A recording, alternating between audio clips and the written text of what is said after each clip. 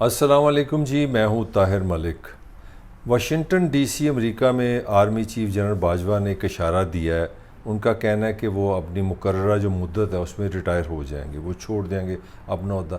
میرا خیال ہے یہ ایک بڑا اہم سوال ہے کہ پوری دنیا میں 203 ممالک ہیں، شاید اتنا ڈسکس کہیں نہیں ہوتا کہ آرمی چیف کا عہدہ کب ختم ہو رہا ہے، کون ہے، کب آ رہا ہے، کون آ رہا ہے، کون جا رہا ہے۔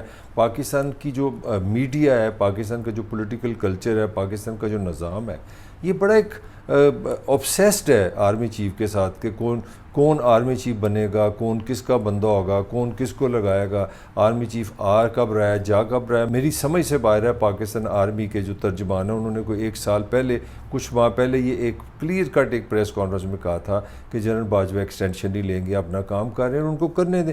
پھر اب خود جنرل باجوہ نے واشنگٹن ڈی سی میں پاکستان سفارتخانہ میں یہ اعلان کیا، ان کا کہنا ہے انہوں نے انڈائریکٹلی یہ میسیج دیا کہ میں جا رہا ہوں، تو ایک اس سے پاکستان میں ایک ٹوٹل ایک نئی سچویشن پیدا ہوگی۔ نئی سچویشن وہی پرانی پاکستانی پولیٹیکل کلچر کی جو ہماری ایک بیماری ہے کہ جی آرمی چیف نیا کون ہوگا، اگلا آرمی چیف کون آئے گا، کون کس کو لگائے گا۔ اب ساتھ ہی خبر آنے شروع کی جی کہ نواز شریف نے جناب یہ فیصلہ کرنا ہے۔ اب نئی خبر یہ آنی شروع کی کہ مریم لندن جا رہی ہے فیصلہ کرنے کے لیے کہ آرمی چیف کون ہوگا۔ یار اس دنیا میں 1000 وے ہیں کمیونیکیشن کے، کانٹیکٹ کرنے کے، ایک دوسرے سے بات کرنے کے، اس کے لیے ایک جہاز پہ بیٹھ کے لندن جا کے آمنے سامنے جا کے فیصلہ کرنا ہے؟ کیا یہ مذاق ہے؟ یہ میرا حال اب کافی ہو گیا ہے۔ اور ایک چیز جو بالکل میں سمجھتا ہوں کہ اس صورتحال میں بالکل عیاں ہو گئی ہے، اس ایکسٹینشن کی، توسیع کی، وہ جا رہے ہیں، وہ نہیں جا رہے۔ ایک بات تو میں کہہ سکتا ہوں کہ پاکستان کا جو پولیٹیکل ہسٹری ہے جو پاکستان میں، اس میں وہ مجھے اعتزاز احسن کی ایک بات بڑی پسند آتی ہے، بڑی مزیدار لگی انہوں نے کہ پاکستان کے حوالے سے آپ کوئی چیز پریڈکٹ نہیں کر سکتے۔ میں اس سے ایگری کرتا ہوں۔ یہ میرا موضوع آج یہ نہیں ہے کہ باجوہ صاحب جا رہے ہیں کہ نہیں جا رہے، وہ ایکسٹینشن لے رہے ہیں کہ ایکسٹینشن نہیں دے رہے، کوئی نیگوشیشن ہو رہی ہے کہ نہیں ہو رہی، وہ امریکہ کیوں آئے ہیں، امریکہ کی کیا خواہش ہے، یہ میرا موضوع نہیں۔ میرا موضوع یہ ہے کہ ہمارے پولیٹیکل کلچر کو میری رائے میں پاکستان آرمی کی سمجھ ہی نہیں ہے، ان کو پاکستان آرمی کی ہسٹری کی بھی نہیں سمجھ، ان کو پاکستان کی جو نظام ہے، جو کنٹرول ہے، جو طاقت ہے جو اس نظام کو چلاتی ہے، اس کی بھی نہیں سمجھ۔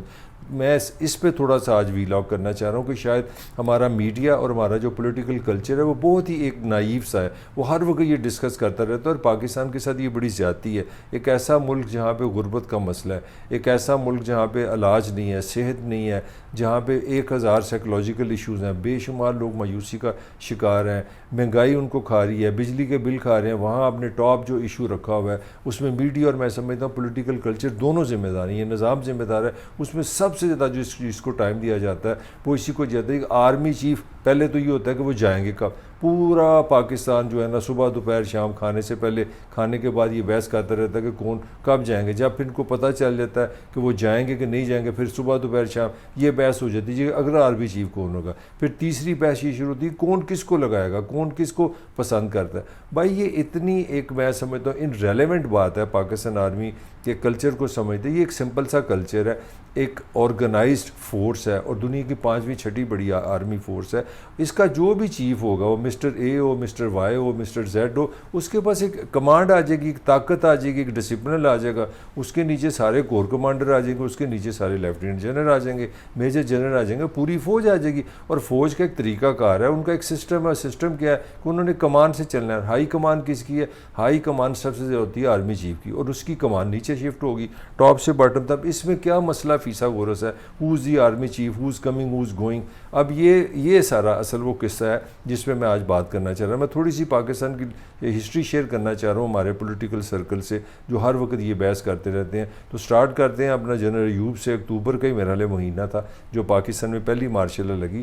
تو جنرل ایوب صاحب جو تھے وہ جناب اپنا سکندر مرزا کے ان کے بوس تھے، ان کے متحد وہ کام کرتے تھے۔ تو کمال ہوا انہوں نے ان کی حکومت ہی ختم کی۔ اور سکندر مرزا پاکستان کی ہسٹری میں عجیب زمانہ تھا کہ یہاں پہ واقعی ایک ایسا دور تھا کہ ہمارے جو حکمران تھے، جو بادشاہ سلامت ہوتے تھے، ہمارے سردر ہوتے تھے، وہ واقعی بڑے سادے سمپل لوگ تھے۔ آج کی طرح وہ ملینر بلینر نہیں تھے۔ ان کی زمینیں، ان کے کاروبار، ان کے بزنس امریکہ برطانیہ میں نہیں تھی۔ سکندر مرزا کے بارے میں سنا گیا کہ جب ان کو جنرل ایوب نے کہا کہ باجی چھٹی کریں، اب آپ اپنا گھر جائیں آرام سے، تو پتہ لگا کہ انہوں نے کہا جی میں نے ایک ٹیلی فون کرنا ہے۔ انہوں نے ایک ٹیلی فون صرف امریکن ایمبیسی کو کیا کہ جی مجھے اجازت ہے کہ اجازت نہیں ہے۔ تو ان کو اجازت مل گئی تو وہ لندن چلے گئے۔ لندن جا کے وہ ایک عام سے ریسٹورنٹ میں مینیجر لگ گئے۔ یہ تھا پاکستان کا صدر یہ اس زمانے میں.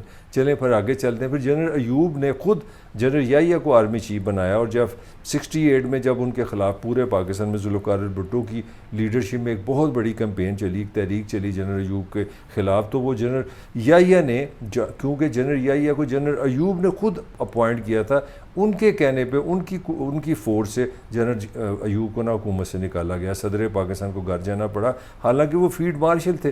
اب آپ اندازہ لگائیں کہ آرمی چیف کی کتنی پاور ہے. اس کے بعد چلتے ہیں کہ بے شمار لوگوں کی سینیئرٹی کو سامنے رکھتے ہوئے ذوالفقار علی بھٹو جیسے جہاں دیدہ تیز خیال تھا کہ یہ آرمی چیف بڑا ہمبل سا, بڑا سادہ سا ہے, یہ اگریسو نہیں ہے, یہ مارشلہ نہیں لگائے گا, یہ تنگ نہیں کرے گا, لو جی کر لو. 5 جولائی 77 کو جنرل ضیاء آیا, اور بھٹو جیسا موسٹ پاورفل پولیٹیشین جو ہے 2 سال میں دنیا سے چلا گیا. اب آپ اس کو قتل کیں, عدالتی قتل کیں, وہ الگ بحث ہے. جناب 11 سال جنرل ضیاء صاحب بیٹھے, لگایا کس نے تھا؟ بھٹو نے. تو کس کو انہوں نے نکالا؟ بھٹو کو. پھر آگے چلتے ہیں. پھر اپنا لیٹلی آپ دیکھیں نواز شریف کی 2 اپوائنٹمنٹس ہیں. جنرل مشرف کو نواز شریف نے لگایا, پھر جنرل باجوہ کو نواز شریف نے لگایا, اور دونوں کے دور میں اس کی حکومتیں ختم ہوئی. 2 تئی اکثریت اکتوبر کا مہینہ چل رہا ہے. جب 2 تئی اکثریت تھی 99 میں, جنرل مشرف نے جناب ان کو کو کیا, ان کی حکومت ختم ہوئی. پھر میں یہ نہیں کہہ رہا کہ جنرل باجوہ نے نواز شریف کو نکالا تو اپنا پاکستان کی عدالت میں 62-63 میں وہ نااہل ہوئے, پھر احتساب عدالتیں آئیں گی, مگر دور جو پاکستان آرمی چیف تھے اس وقت جنرل باجوہ تھے. تو میں یہ کہنا یہ چاہ رہا ہوں کہ یہ بحث میرا لے ایک بڑی عجیب سی ہے پاکستان کے پولیٹیکل کلچر میں اور میڈیا میں, دونوں میں سمجھتا ہوں میرا کرٹیسزم ہے کہ پاکستانی میڈیا کو, پاکستانی پولیٹیکل کلچر کو اس سے نکلنا ہوگا, اس سے آگے سٹیپ لینا ہوگا پاکستان کی بہتری کے لیے. اور میں جنرل باجوہ کو ہی کوٹ کرنا چاہوں گا جو امریکہ میں انہوں نے بات کی ہے, بڑی بٹوین دی لائن بڑی پاورفل بات کی ہے. جنرل باجوہ نے کہا ہے کہ جو فارن پالیسی ہے وہ آپ کی اکانومی اچھی نہیں ہوگی تو آپ فارن پالیسی نہیں کر سکتے. یہ بڑا ہی کلیئر ایک میسیج ہے. اور دوسری جو بات جنرل باجوہ نے جس چیز کی نشاندہی کی ہے وہ یہ کی ہے کہ لاغر معیشت, آپ کی کمزور معیشت پاکستان کا سب سے بڑا مسئلہ ہے, اور اس کو حل کرو. میرا جنرل باجوہ نے بڑے ایک صاف ستھرے طریقے سے یہ میسیج پاکستان کے حکمرانوں کو, پولیٹیکل حکمرانوں کو اور پولیٹیشین کو دیا ہے کہ اصل مسئلہ کیا ہے. اصل مسئلہ یہ نہیں ہے کہ who's army chief, who's controlling the army. اصل مسئلہ یہ ہے کہ پاکستانی پولیٹیشین آئیں, کوئی پلان لے کے آئیں, پاکستان کی اکانومی پہ کام کریں, اس کو اسٹرانگ کریں. اور لاسٹ میں ایک پوائنٹ آپ سے شیئر کرنا چاہ رہا ہوں جو بڑا اہم ہے. میں ایز اے جرنلسٹ ایک دفعہ ایک ٹرکی سے آئے وفد سے ملا, تو میں نے ان سے پوچھا 80s میں وہاں پہ بھی مارشل لگی, آرمی کنٹرول ہوا, تو میں نے ان سے پوچھا کہ آپ کے ملک میں یہ سیاسی اسٹیبلٹی کس طرح آئی ہے کہ آپ کے الیکشن ہوتے ہیں, پھر آپ میں کوئی لڑائی جھگڑا نہیں ہوتا, اب آپ کی پولیٹیکل اسٹیبلٹی آ گئی ہے, آپ کے یہاں مارشل نہیں لگتی, فوج کا انٹرفیئرنس ختم ہو گیا. تو انہوں نے صرف ایک اس کا جواب دیا, انہوں نے کہ ہمارے پولیٹیشین نے فوج سے لڑائی نہیں کی, ہم نے آمنے سامنے میڈیا میں آ کے اس طرح کی صورتحال نہیں پیدا کی جس طرح آج پاکستان میں بن گئی ہے. ہمارے پولیٹیشین نے وہ ریلائز کر لیا کہ ہماری جو طاقت اصل ہے وہ پرفارمنس ہے, اور وہ پرفارمنس کی طرح ہم عوام کی بہتری کے لیے کام کریں, اپنے ملک کی اکانومی کو سدھاریں.